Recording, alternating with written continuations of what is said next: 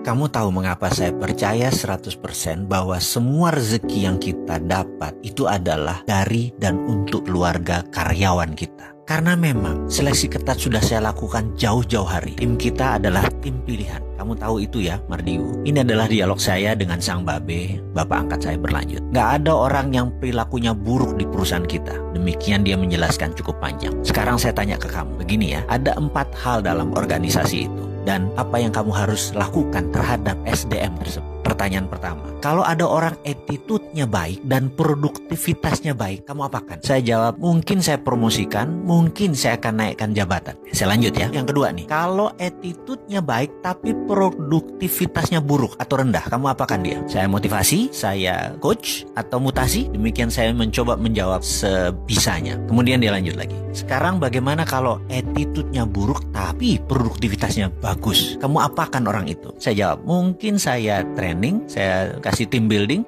Oke, kita lanjut lagi. Sekarang kalau ada SDM kamu yang attitude-nya buruk dan produktivitasnya negatif, akan kamu apakan dia? SP3 mungkin, atau bahkan saya pecat. Oke, begini kalau di organisasi yang saya pimpin lebih dari 25 tahun. Kalau attitude-nya bagus, produksinya bagus, saya bahkan bisa spin off, kasih dia peluang naik sampai direksi atau bermitra. Syaratnya adalah dia terus-terusan melakukan hasil yang excellent. Berikutnya adalah, kalau attitude-nya bagus, tapi produknya lagi negatif atau minus, saya akan mutasi dia, training dia, team building, bahkan terus dikasih personal coach. Sekarang kalau attitude-nya buruk tapi sangat produktif atau produksinya dia positif, maka orang itu besok saya pecat. Berapapun ongkosnya, saya kasih pesangon, fire him, pecat. Dan terakhir, kalau attitude-nya buruk dan produktivitasnya buruk, saya pecat 2 orang. 1 dia saya pecat, kedua HRD-nya saya pecat. Karena pasti HRD-nya main dan tidak becus. Jadi ingat, hire on expertise, fire on attitude. Tidak ada ampun, hanya kita pilih